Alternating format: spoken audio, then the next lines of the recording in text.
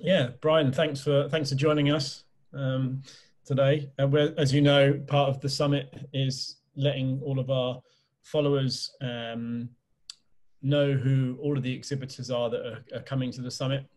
And that's just that they can understand why you've been invited and why you wanted to come to the summit, actually, because the event is really curated specifically around different hot topics, and only brands that I personally love or use integrate to my life. So there's the assurance that all the brands are top notch. So yeah, obviously you do saunas. We met last year back at Paleo FX.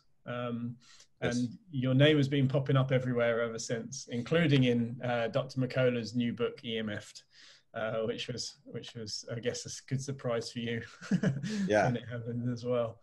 So yeah, so thanks for joining us today. I'm really looking forward to doing this, actually. And I think that the guys are really going to get to know quite a bit more about saunas, specifically in red light therapy, because I know you do it really well. Yeah. Thanks for having me, Tim. Yeah, no Happy to worries. be here. So do you want to give us a bit of background on you and who you are and how you found yourself here today with Sauna Space? Yeah.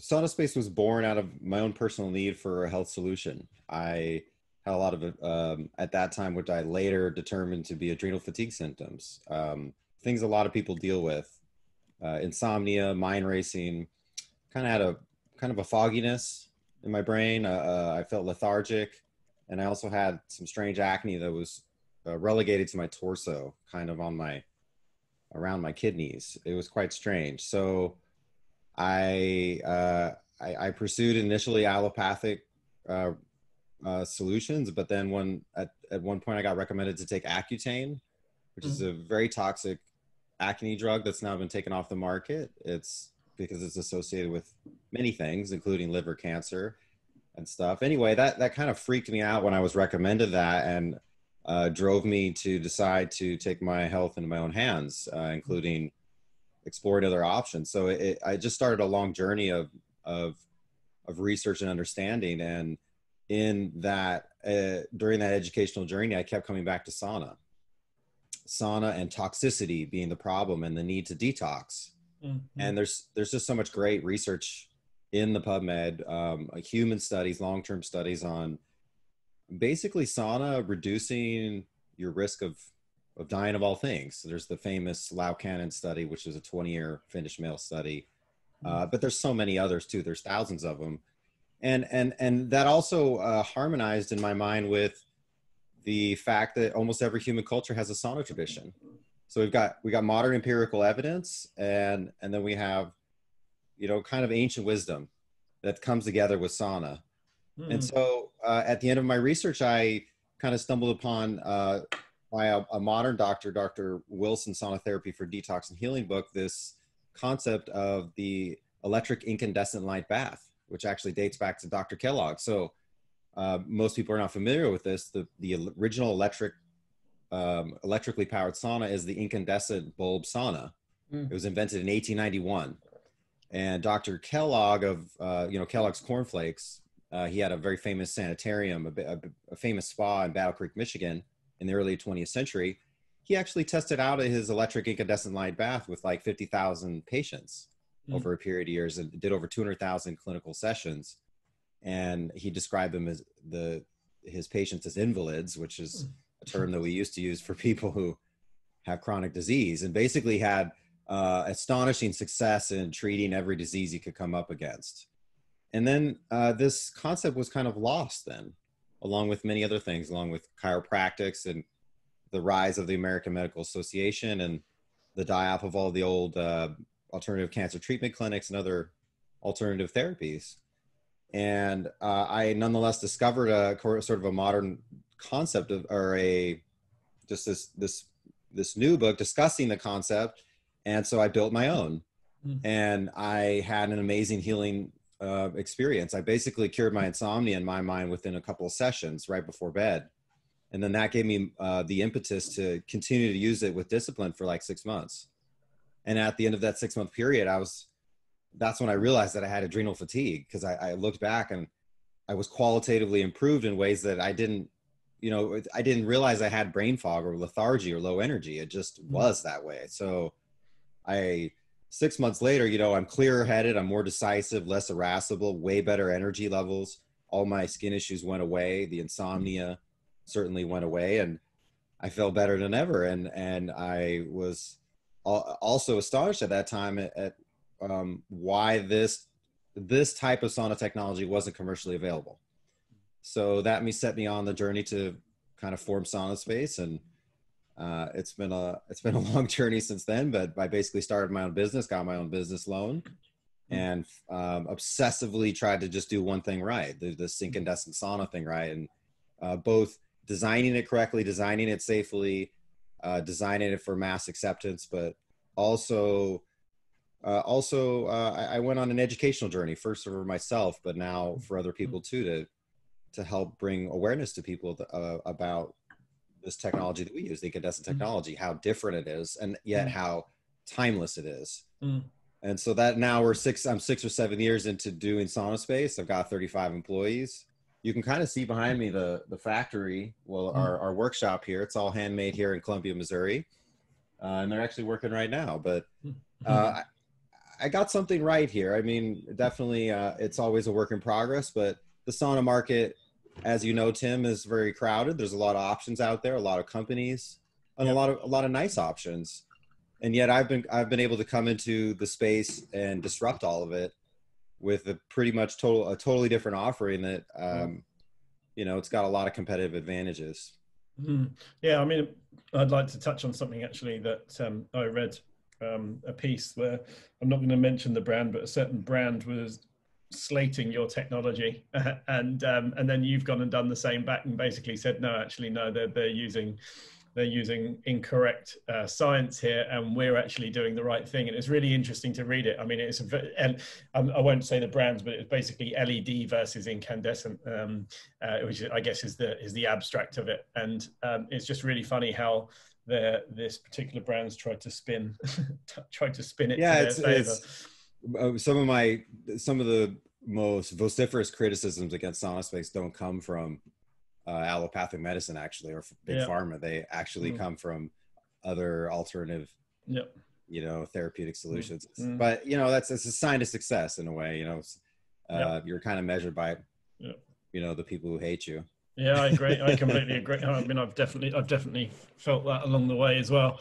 But no, it's awesome. And I mean, I think there's LEDs are obviously much more modern and haven't been around anywhere near as long. And it's one of the things that actually struck me that stuck in my mind when we first met was about the EMF, the EMF side of things. And when you put the EMF reader right near the bulb, it almost pretty much blocked the signal from memory.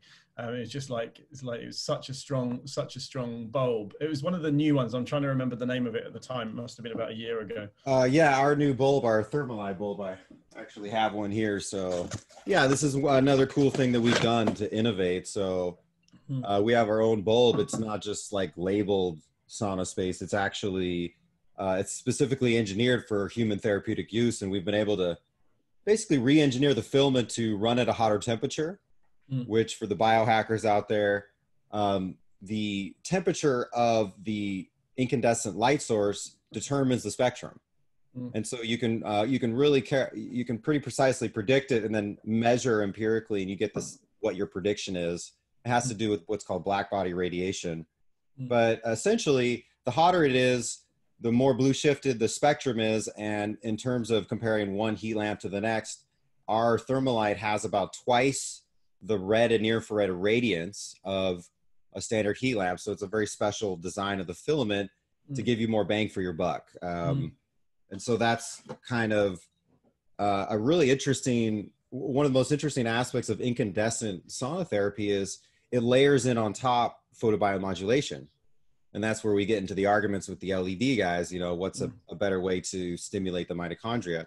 I think they're both ultimately good ways. They're both, each product has its use. But what we're doing here is we're doing it, the red light therapy simultaneous to the sauna therapy. And I think there's clear arguments that, you know, for doing that there's a synergy between the two, even though they're activating different biological systems, they have overlapping biological benefit.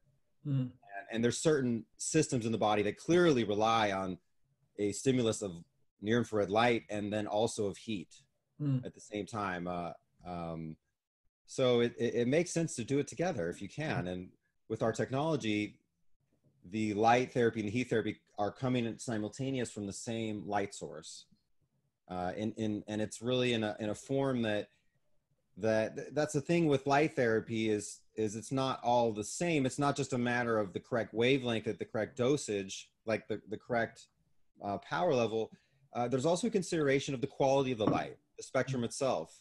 And we as humans evolved under incandescent light from the sun.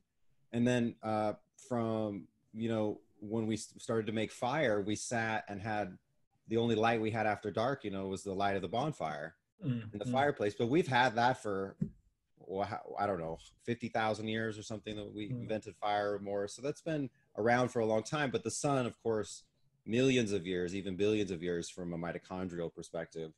And this is the light that we crave. That's why it feels good in front of the fireplace. It feels good in the sun. It's not just warming you. This light therapy is stimulating your cells to regenerate and heal. And it's basically something that makes you feel good and that makes you feel happy. And we deliver that in the sauna simultaneous to the heat therapy, which both makes it more effective and also makes it more gentle, which is really interesting because when you make it more gentle in terms of lower air temperature, the light therapy making the stressful aspect of detox less stressful, it makes it more tolerable for people who didn't have access to sauna before. And I think that's a big part of our success is there are many people with neuropathic issues. Even your biohacker types are real focused on their health. A lot of people are dealing with autoimmune and so many other chronic diseases nowadays that in many cases have heat sensitivities or have other limitations or infirmities that prevent them from using sauna regularly. And yet this is bringing access to them, but particularly the autoimmune people who really, deal with a lot of body pain and physical weakness. And they're getting amazing results out of this. And everybody does. The research shows that it non-specifically is a overall reoptimization of all tissue types and all cells. You just need to be able to sit in there and sweat. So if you can create a product or an environment in which the person can actually withstand the heat for 20 minutes, you've succeeded. And I think we've done that. And another way we've done that too is what you mentioned before with electromagnetic stress mitigation. So that's also something that adversely affects our health. It's another environmental pollutant, one that is harder to kind of pin down, but it's out there and it's getting worse and worse and worse in terms of the daily exposure levels we get. And so you just don't want that in a sauna. And typically people who have autoimmune issues or other sensitivities, they quite often are also what's called EHS, electro hypersensitive. So a little more sensitive than you and I are to just regular, non-native man-made EMF that's all around us. And all of that detracts from the sauna session and makes it less optimal. You wouldn't want a pollutant in your space in which you'd meditate or heal. And so you also don't want electromagnetic pollutants. So we basically, we've locked down the electromagnetic stress from the product. So we don't bring any EMF to the party, so to speak, but we have this really cool new offering that's only been around for about, about a year and a half, going on 2 years now. And that's our Faraday product. And that's where the entire sauna enclosure has a wireless radiation liner system that blocks wireless radiation. And also that's providing access to people who just didn't have access prior. Well, I think for me, I mean, I when I first went to Finland and when I then went to Estonia and some of the colder countries, it's like they've all got saunas in their houses. They're pretty much built in the bathroom. And it's like they're obviously in the colder countries, they know that you need to sweat this stuff out and how good it is obviously from an evolutionary perspective as well. And I think that's one thing that it's really accepted in many parts of the world, but not necessarily so much in America or in the warmer countries in Europe. And so I think there are brands out there and it's quite a crowded space, and there's some very nice units out there, don't get me wrong, But I think, again, the accessibility and the size of some of these things are just almost not accessible for a lot of people. Actually, it's one of the biggest things that I mean, forget about the user accessibility. Yeah, just Mm. the fact that they're too big and unwieldy. Mm. That presents a barrier to ownership too for a lot of people. Or But, yeah, I mean, I think the thing that struck me when I first sat in one of your, I guess the EMF blocking tents with the lights in there, is actually in the middle of a conference center, and I put some headphones on, sat in there, and it was very, very comfortable. You wouldn't know that there was blue light everywhere outside of the tent. You wouldn't know that you were probably in an EMF riddled conference hall, and it was just a real safe space. But it was a good size. It wasn't massive. It was, definitely accessible, which I think is one of the things that struck me, let alone the quality of the bulbs. And everyone seems to keep on saying how amazing the bulbs are as well, which is really, which it keeps on they're I mean, it's just even using regular heat lamps versus the new Thermalite. My sauna session has gone down from like 35 minutes to 20. I can sometimes do 25, but I'm already sweating like crazy starting at 10 minutes, and I'm basically done at 20 minutes. So just that, since nobody has any time, if you can get the real benefit from sauna comes from raising the core temperature by 3 degrees for a period of minutes to provoke a passive sweat response. So, those of you out there who don't quite have access to sauna yet, or you're still considering this, there's so many ways you can achieve this. You could even like fill up your bathtub with the hottest water possible, and then get in and stay in there until it goes to about lukewarm, and you'll get a sauna session. You'll get a hyperthermic therapy session. Most of the other ways to do full body hyperthermic therapy take a lot longer.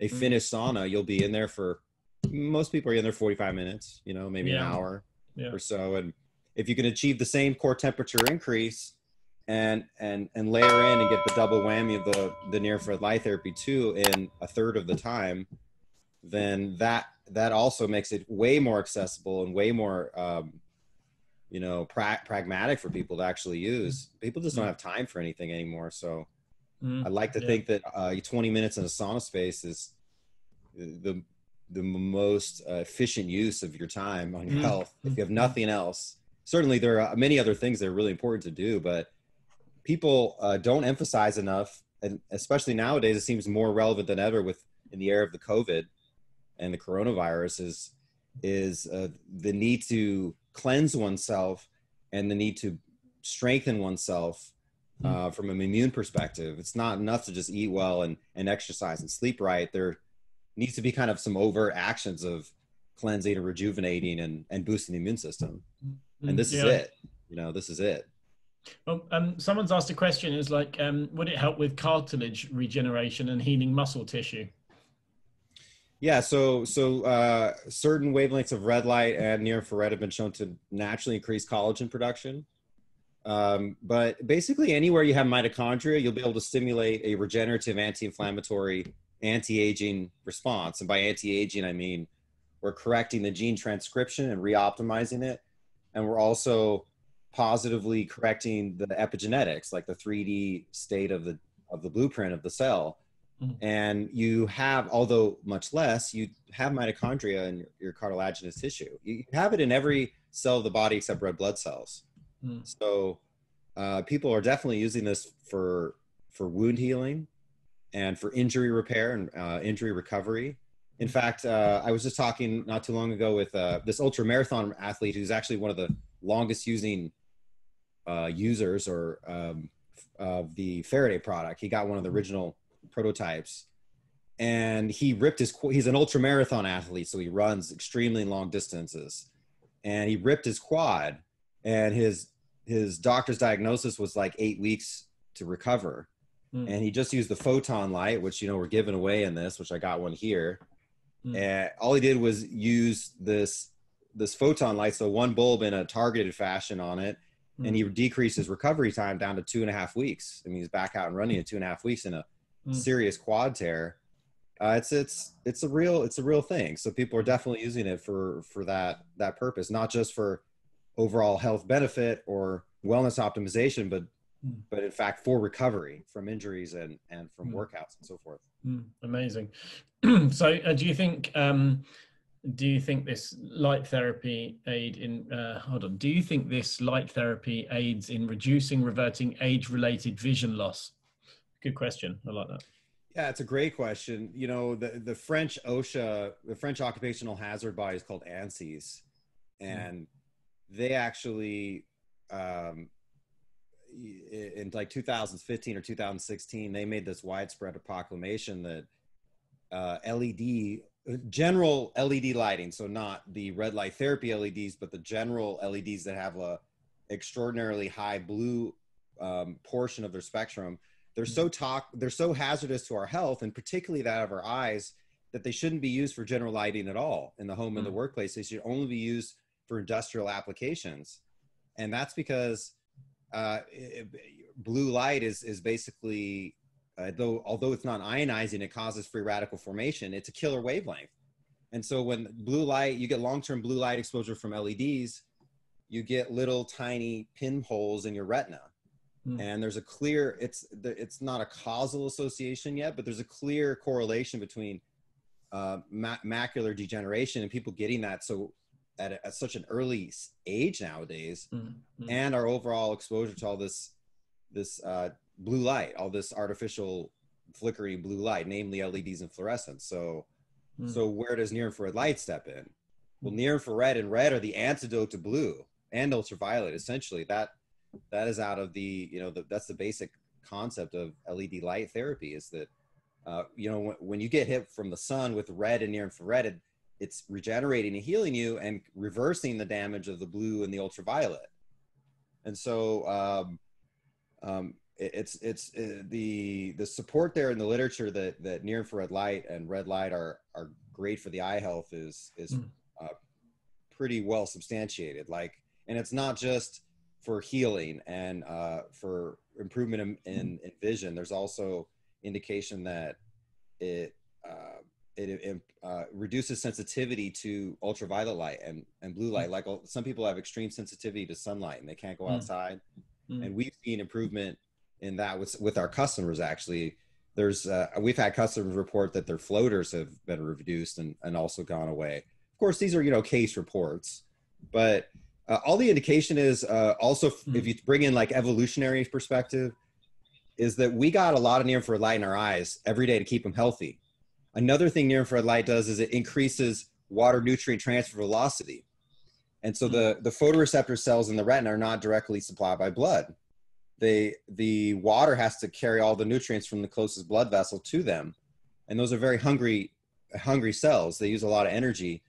And so merely shining near infrared light on the water in the eyes makes them get their nutrients more quickly and more effectively. So clearly we need this, not just to heal our eyes and reverse, damage and disease in our eyes, but in fact to keep our eyes healthy. Like it's an essential nutrient for our eyes. There's also a study on using near infrared light to reverse and heal diabetic retinopathy. So there's a good amount of research out there on using near infrared light for the eyes. Definitely. Yeah, awesome. Good answer. Really good answer as well. Thank you. So I'm going to skip through a few of them. We got quite a few questions coming in, actually. Really good amount of questions. So does it help with disc degeneration? So yeah, light therapy has been used and really sauna for joint pain and chronic pain.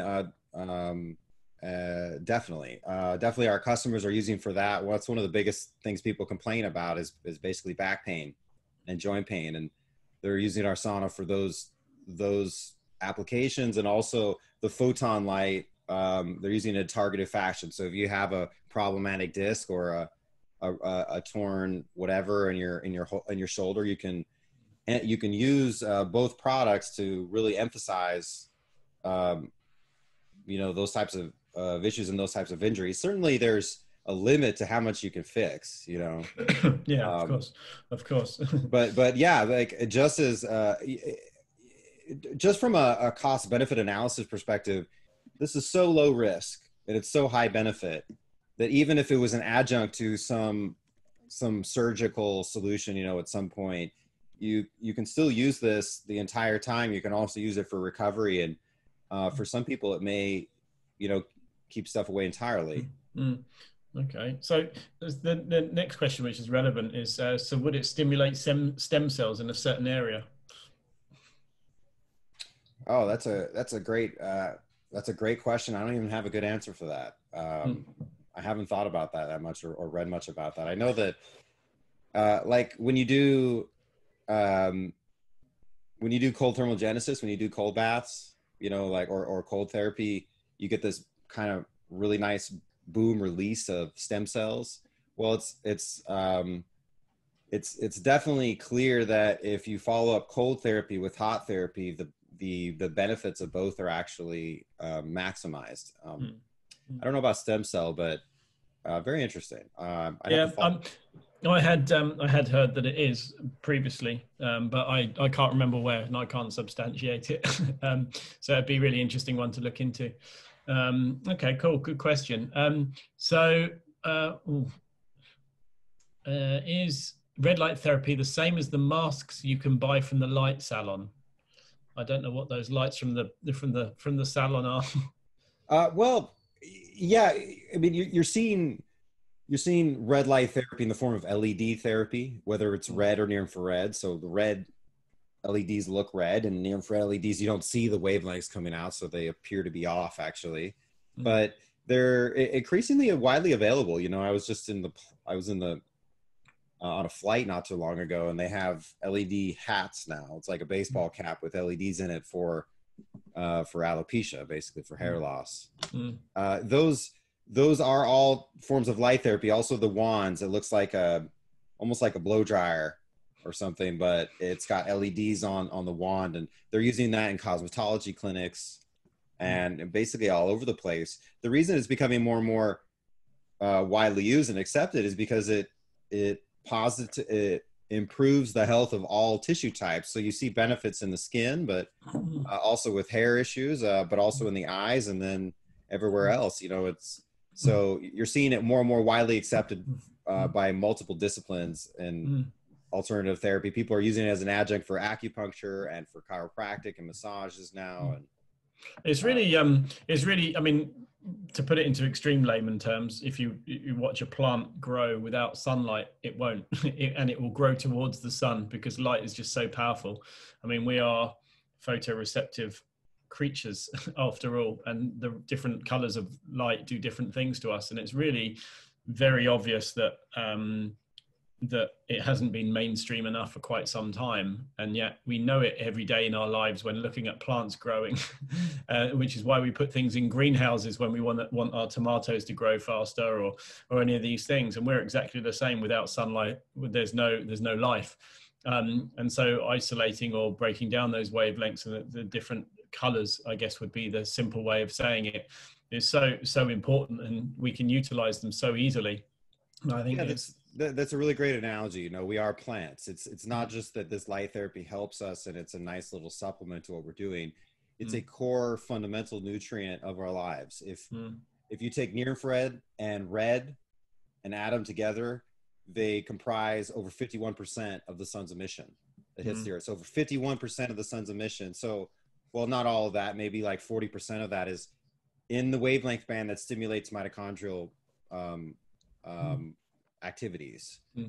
So like, it's just, it's not that this is not an extra thing. It's something that we need every day. And if we don't live out in nature anymore, like our ancestors did, and we don't, then we need to figure out how to bring nature into our lives. And so that's what I'm trying to do here is help, you know, not just do the sauna, which has its own amazing benefit, but help people get their daily dose of near infrared that they're not getting. Well, I completely agree. I mean, it's one of the things I often say in my talks is biohacking and health optimization is using technology to mimic a natural environment in an unnatural world. You know, so a cold plunge would be when we would have to wash in the lake. Red light therapy is mimicking sunset because we're in houses covered in clothes. and hyperbaric oxygen therapy is mimicking breathing properly with fresh air, because through your nose. through your nose, and all of these different things, you know, like even the gym can be classed as a type of biohacking, because gym is mimicking something that we would have done, or our ancestors would have done, by lifting and building and creating things, and therefore muscles got bigger to adapt to be able to lift more and more weight because it was obviously needed. And this is the whole mindset of biohacking, I think, is optimizing health using technology to reverse technology, I guess. And you know, that's what I think infrared sauna and saunas would really do very, very well. So it is a core biohack, which I did a post on it on my Instagram, which, guys watching this, is Tim Biohacker if you don't already follow me. I did a post, it must have been in March, about saunas and the differences between the different types of sauna. So you might want to check that out. Someone's asked here, past overexposure to UV, i.e. sun damage to deepest layers of skin, can your sauna help reverse damage done? Thank you for that one, Lucy. Yeah, that's a great question. That's a pretty widely studied area of research, using near-infrared light to heal sunburn, which by sunburn, we mean photochemical burn from ultraviolet light. So it's not burning us thermally, it's ripping apart our DNA and causing basically a photochemical damage. And you can definitely use near-infrared light to heal from that. And you think, oh, well, what about in sauna space? There's heat too. Won't that be uncomfortable? I've actually tested this out myself, because I burnt the crap out of myself the first day that it was nice and warm. And we were having some drinks and stuff. I ended up being out in the sun in the midday, in the worst time of the day, for like 5 hours. Turned myself into a piece of tomato bacon. And you know, when that happens, your body gets hot. You can feel your body exuding heat. You know, your temperature is up. And I thought that it would be uncomfortable to go in the sauna. I didn't go into it immediately, but the next morning I did, when I was still feeling very actively the burn sensation. And it was strange how calming it was and how comforting it was, the heat. But the light has definitely a comforting effect initially, and then the research definitely indicates it's good for healing sunburn. I once heard that sunburn is essentially, and why some people get really burnt, especially when they're ill or if they've got gut issues, is because it's an inflammatory response, a severe inflammatory response as well, which is why you go very red. Now, I tested astaxanthin, which is like the algae that flamingos and things like that eat, and actually Dr. Mercola's done. I was going to say Dr. Mercola takes that every day. Yeah, he does. Yeah, and I mean, I've tested. I was going to say not micro dosing, macro dosing it to very, very big levels, up to 48 milligrams a day at one point. Whereas I think Dr. Mercola does 3 milligrams and 12 milligram doses in his supplements. But I found that I went from being burnt in 5 or 6 minutes of being in the sun, which is, I've avoided it for 20 years of my life almost, to, after having astaxanthin and working on my gut, to being able to be out in the sun 5 or 6 hours without burning now. And I get a good tan, whereas before I just couldn't cope with it. And so it's really, really interesting when people are really inflamed and they especially have bad gut health and lots of inflammation, that they get sunburnt a lot easier. So it makes extreme sense saying that if someone is inflamed and burnt. And I'm glad you brought that up. We should talk about that for a brief moment. The gut-brain connection and how central our gut health is, or the lack of gut health nowadays in the development of disease nowadays. We're just getting so many toxins in our environment. One of the worst ones is Roundup. And another bad one is gluten. And gluten and Roundup form the kind of a monster inflammatory molecule called glycopyridamase in the gut. And it just breaks your junction cells open and causes leaky gut. So it's probably something that everybody's dealing with right now. Dr. Mercola says that too, like probably, a good third of our population or more is insulin resistant. Probably the same amount or even more have leaky gut to a certain degree. And light and heat therapy are central to addressing that. you need you need the sauna therapy to help detox those inflammatory proteins and also correct your protein folding and correct the functioning of the proteins in the cell. But you also need the light therapy to help reoptimize your genetics and have its own kind of regenerative one of the direct, or one of the very clear indirect effects of near-infrared light is it promotes the production of inflammatory mediators.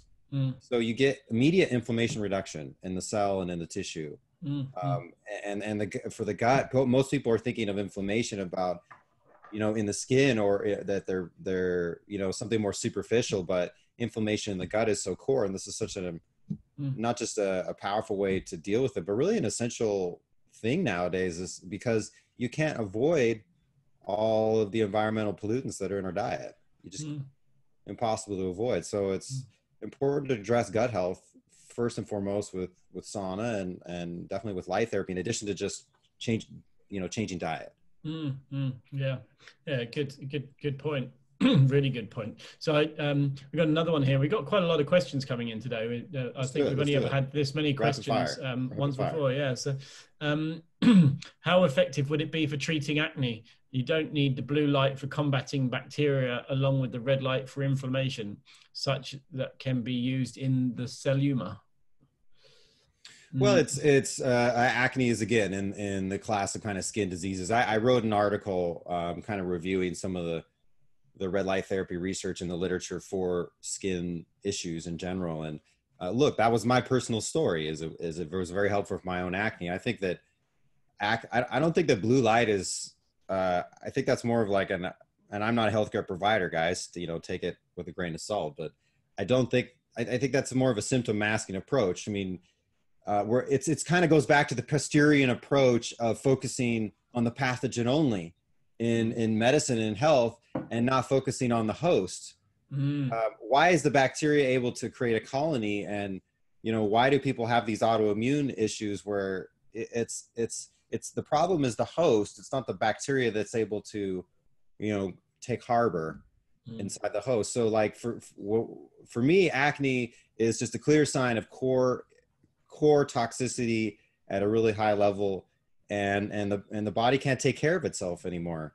So what you need is to detox and to use near-infrared red light to reoptimize and regenerate and fix the tissue functioning and fix the overall hormonal system functioning, which is something I'd also like to bring up, even though we're bouncing around a lot and a lot of stuff, is that there's a really interesting new research that basically sauna is decreasing insulin resistance, which is helping combat obesity. And the way that works is heat shock proteins are produced by the cell when you heat shock it, when you heat it up, and they go out of the cell and they fix misfolded proteins, like the insulin receptor protein on the outside of the cell. So when you get insulin resistant, your body produces insulin, but it can't bind well in this lock and key formation because the protein's not folded right, and you get a decreased insulin signaling and increased insulin resistance. And so it's being shown that you can actually use sauna and heat therapy to correct, to basically reverse insulin resistance, which means that sauna is not just detoxing the cells and having a detox effect. It's actually having a corrective, reoptimizing effect on the hormonal system of the body, which is the communication system of the body. All this stuff goes really deep. And it's if you kind of look, I guess I'm bouncing around a little bit, but if you look at it from that perspective, it's not the bacteria, it's not the infection, it's the host that's the issue. And the solution comes from fixing, activating the body's own intelligent healing systems and fixing what's there. The biologically, or the health optimal human doesn't have acne and insulin resistance and leaky gut and things like that. Yeah. No, it's good. It's really good point. So we got two that I'm going to do here. Actually, there's been so many come in, it's been crazy. I'm going to ask this one about the children. So would the infrared sauna be suitable for children to use? Curious, given a lot of the benefits that seemingly work are more adult related. Well, the benefits are for all humans, certainly. The issue with children is they heat up faster. You know, they have smaller bodies, so they need to use limited duration sessions and under supervision.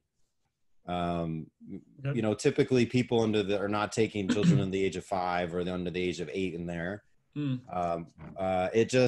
It really depends on the parent and your own, you know, make your own decision with regard to what you think is most appropriate for your child. I have an 8-year-old and I take him in there for 10 minutes, but I also have a 3-year-old and I'll take him in there for like 2 minutes.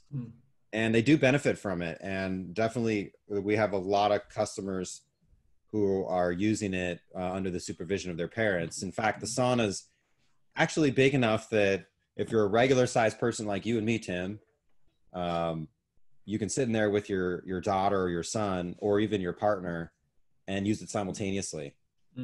So the only restriction really is you know, not for the too young, just because they're too little, but beyond that, you just limit the duration. You know, you do half the time, but they absolutely benefit from it. And kids nowadays really need to detox. They're more broken down and more exposed to toxins than we ever were. And they grew up in a world of 4G, you know, from the womb, some of them nowadays. And there's a you know, we talk a lot about in this health, we talk a lot about the physical and the physiology of things. I think it's important to emphasize the psychological, mental, and spiritual benefits of this. Sauna improves cognitive functioning, and so does light therapy. You know, light therapy is being used to heal TBI and recover from neuropathies and or reduce neuropathies, but recover from stroke when you have brain damage. And our kids need that too. You know, it's not something that's relegated to adults. It's just a matter of being prudent and using, you know, supervision. It's really not contraindicated for anybody other than pregnant women. And we just don't have enough research for that. Otherwise, it's very widely usable. Yeah, awesome. So I've got two really good ones that I want to wrap up in terms of our Q&As, if that's okay, before we pick one for a winner. And this one I'm really interested in personally. Would you recommend having niacin flush to increase the benefits of the infrared sauna? Great question. Yeah, great question. That's actually the L. Ron Hubbard protocol, is to dose high dose niacin along with, you know, Finnish sauna, regular sauna sessions. It's a pretty well-known protocol, and you take the niacin to kind of activate and accelerate the nitric oxide cycle, and it's synergistic supposedly with some of the biological effects of sauna. I actually don't recommend it necessarily because we're using near-infrared light simultaneous to the sauna therapy. When you near-infrared light naturally increases nitric oxide release. So that's actually one of the direct effects of near-infrared light striking the cytochrome C in the mitochondria, is a nitric oxide is released out of the cell, which causes vasodilation. And you basically have a built-in stimulus for getting the nitric oxide cycle going and performing the same role that the niacin supplement would do. The near-infrared light naturally does that. So there are people that are definitely doing it using Sauna Space, but I don't think it's needed because of the light aspect. Okay, interesting. I mean, I've always wondered about it. A lot of people seem to say that they like doing it, but I've never really. I mean, I take niacin before bed when I've for instance, if I've had a certain amino acid stack too late in the day, because I find it really helps calming down with the neurotransmitters basically, and my brain just settles as a result. So niacin before bed is one of my best sleep hacks actually, especially if my brain's going before bed, you know, for whatever reason, really helps. But I've never taken it with saunas before, but someone said to me the other day that they took 1,000 milligrams. And I'm okay on 50 to 100 tops, and I used to flush all the time when I was more inflamed, but the less inflamed you are, I think, the less you flush. But yeah, he had 1,000 milligrams, which is a hefty dose. Insane. Okay, so the final question then from Sherry. Would you say that sunscreen is not necessary, and that with the proper diet, the sun shouldn't cause skin cancer? Is red light therapy better than light from the sun? Interesting. Those are pretty loaded questions, but So Sauna Space does not replace the sun. I would never boast. I would never be that boastful, you know. I do have an ego sometimes, but I've never gone that far. Uh, the thing about the sun is you touched on it there for a little bit in the question. If we're going to get all of our benefit from sunlight, we need to have that ancestral, naturalistic relationship with sunlight and with light in general. So the sun is killing you with ultraviolet and blue, but it's simultaneously regenerating you from red and near infrared, the latter of which in fact comprises the largest portion of sunlight. It's like 10 or 15% ultraviolet and a similar amount of blue, but this much larger plurality is actually the healing portion of near infrared. So you're getting more, photon by photon, watt for watt, you're getting twice or more amount of the healing wavelengths in terms of dosage from the sun. But you need to be up at sunrise because you get more near infrared at sunrise, and then at midday, you know, you're taking more shade. Usually you're resting under the shade of the tree as humans ancestrally did typically, and that's at the zenith of the day when the amount of blue and ultraviolet you get is maximized. And then at the end of the day, blue light and ultraviolet are higher frequency, they move faster, therefore they end the stimulus ends before red and near infrared at the end of the day. That's why the sunset looks red and near infrared. So ancestral humans knew to kind of take advantage of those sweet spots of the day to get the most red and near infrared. And it's also coupled, with a diet. You mentioned astaxanthin. There are other things too that people can do to kind of galvanize themselves. But in terms of just our daily relationship with the sun and with light, if we follow kind of that ancestral protocol, we can build up what is referred to in the biohacker community as a sun callus, to where you even if you're a pasty white guy like me, if you have this natural relationship and you're constantly dosing yourself with red and near infrared in the proper times and so forth, you don't get burned so bad. You just don't. And when you can kind of be out in the middle of the day. There is a limit to it, and I described that limit before when I really burned myself. But the other thing to keep in mind is it needs to be in sync with your ethnicity. So a dark-skinned person may need 2 or 3 or even more times as much sunlight as you and I. And you need to match that. If you're not going to match that, and that's really hard to maintain that discipline of living like that, plus avoiding the man-made sources of artificial blue light all day long, which is what we use everywhere, and avoiding digital screen watching after dark. If those are all aspects of an ancestral healthy relationship with light that we've lost. And if you don't do all that, then the sun isn't good enough. It's not good enough to be outside for half an hour with your t-shirt on. Anything that's not extremely light, fine cotton or linen blocks pretty much all the wavelengths of light. That's why you'll get suntan with the shirt on. Well, you're also blocking the beneficial near infrared. So you could, if you could manage that Stone Age kind of lifestyle where you're naked under the sun during the proper times of the day and going to sleep at the right time, and then your diet is, in lockstep with that, you don't need sauna space. But we live in a world where you have a trillion times more electromagnetic stress from man-made microwave sources as we ever had. Nutritional deficiencies are rampant. People don't sleep well, and again, our modern lifestyle is just so artificial. It's so divorced from our ancestral lifestyle that it's not good enough to get a little sunlight here and there. We need to bring some biohacks into our life. Like you said earlier, we need to use some technologies to combat all these other technologies that are bringing some creature comforts, but at great cost to our health. Yeah, I agree. And the problem is the benefits from these damaging technologies are so easy to spot, such as mobile 5G or whatever, 5G, and LED screens. The benefits are so huge, and yet the bad things from them are so well hidden, and partly because they're hidden from us, but partly because they're just not so apparent as well, because they're built for the benefits, not for the negatives. And the marketers only push the benefits as well, and so does industry, unfortunately. So yeah. And we're modern society I mean, it's definitely part of our evolutionary progression, but we emphasize the eyesight and our visual sense over everything else so much.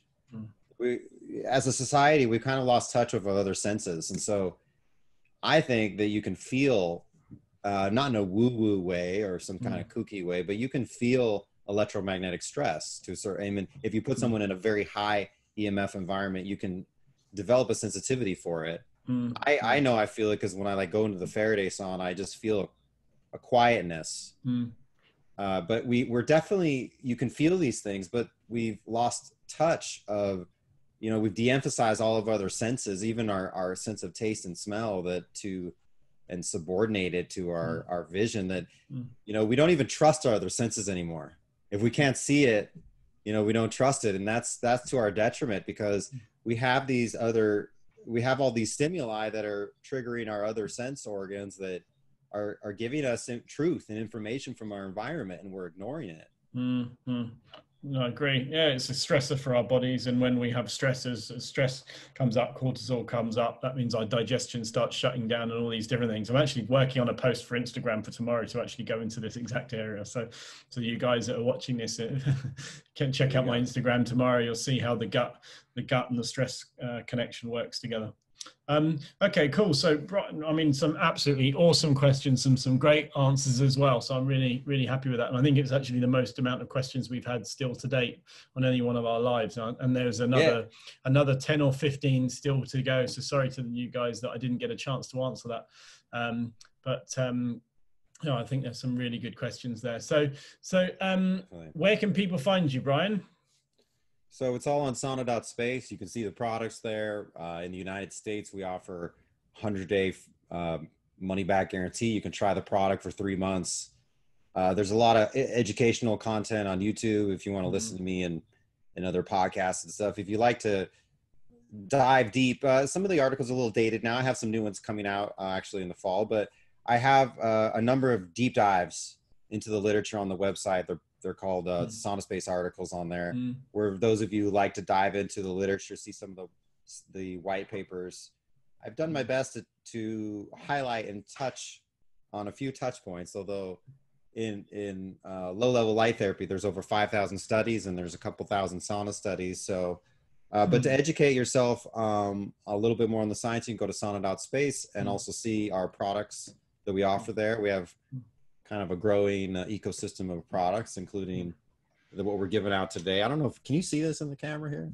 Yeah. Yeah, so we got our photon product that we didn't talk about it much, but interesting to use this to kind of counteract the stressful, frustrating, uncomfortable aspects of working indoors and working in an office. I'm not just having this on the podcast for like as a toy or as a demonstration piece. I actually work with this all day long. It just is next to me. It helps counteract the blue light from LEDs and the flicker stress from flickering light. And it's all, you know, it's all really wildly different. So those of you who've heard about red light therapy, incandescent is the original, and it's quite different in form and function and look and feel, but it's you know, it's something that once you try it, you know, you feel the difference. It just really feels, as a sauna, it's more enjoyable. And for light therapy too, it's not like a high dose, high power, short duration session. It's more mellow, low power, long duration session where you really get to get a lot of benefit. Perfect. And Brian, I just need to say that it looks like your phone had frozen and dropped out of the Instagram live. So I'm going to restart it quickly, and if you can jump back in, that would be amazing, just so that we can draw the competition. Yeah.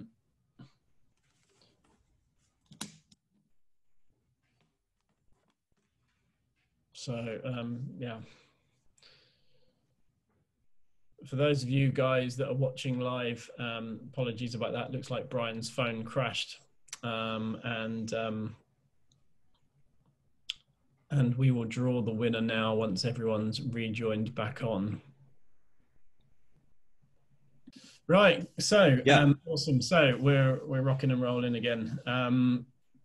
Okay, cool. So everyone seems to be back online again. Thanks very much for jumping back on the live, those of you watching live. And hopefully, Victor, when you're editing this recorded version, you can cut this segment out from where that dropped. I paused it for a minute, but I haven't lost all of it. Cool. So, Brian, so I'm just looking back through these questions just to see what the questions are. My personal favorite is about the sunscreen and replacing red light. Is red light therapy better light than from the sun? And that was actually my favorite because I think it's a real valid point about sunburn and the different wavelengths of light that we do need to see. But just I'll skip back through a few of them so that you know, so you can tell and we can agree between us. Niacin flush was one of them. Is it suitable for children was another one. For acne was another one. UV skin damage was another one. Stimulate stem cells is another one. Disc regeneration and vision loss was another one. Yeah. Yeah, I concur with you. I think the last question was. Yeah, I really like that. It's just it was a great question. So Sherry, congratulations, you have won the prize, which is worth $350, I believe it is. It's one of the it's actually your hero product, isn't it? I believe, is that right? What do you mean by hero? As in like hero products, as in like one of your most popular things of all. Yeah, it's really. It's extremely affordable and it just goes anywhere, and it's more of a passive use. People are more using it for indoor environmental light therapy than even for targeted pain relief and so forth. So it's and it gives you a chance to feel what the light and the heat's like, and kind of gets you ready for maybe considering a sauna later. Perfect. So yeah, so Sherry, Sarah from my team will be in touch with you to hook you up with Brian's team so that we can get that sorted for you. So congratulations. Thanks for such an awesome question. Thanks for chiming in, Sarah. That's brilliant. So I'm just going to check my notes to see that I haven't missed anything.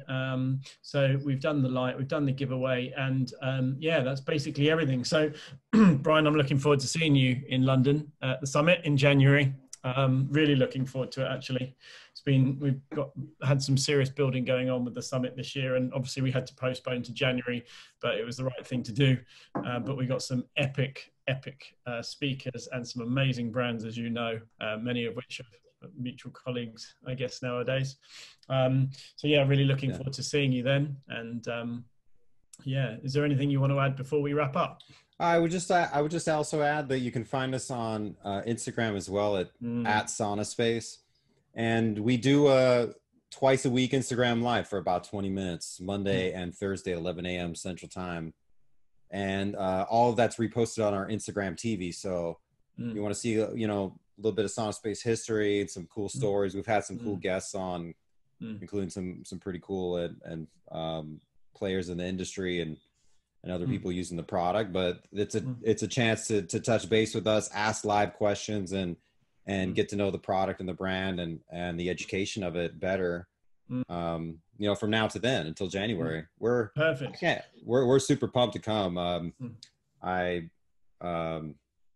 Looking forward to it more than anything. You have no idea how frustrated and disappointed I was of this understandable delay, but everybody here was super excited to come to London. So we're looking forward in January. It'll be better than ever. Yeah. I think it'll be amazing. Well, we have an extra 4 months to make it even better. And so I'm actually quite happy with the extra time, because we had 12 months to build it. But the lineup is even better, and we have so many good things happening as a result. So I'm very, very happy about it. So follow Sauna Space over on Instagram. I'm obviously Tim Biohacker on Instagram if you want to keep up with my journey. And I also share out these lives that I do with the exhibitors, and coming soon with the speakers as well. So there's going to be quite a few good talks coming up. One thing I do want to finish on, Brian, is that there's a coupon code for all of the watchers for 5% off of your site, I believe, and the code is HOS5, so that would give you a discount off of Sauna Space if you head over to their website, which is sauna.space, I believe. Epic. Yep, domain. Sauna.space, HOS5. Yeah, really good, really good web address. I love it. Nice. Thanks, brother. Yeah. So okay. So if you stay on Zoom now, we're going to wrap up on Instagram, but we just quickly chat before I stop recording, if that's okay. And thank you very much for listening in, and look forward to catching up with you soon.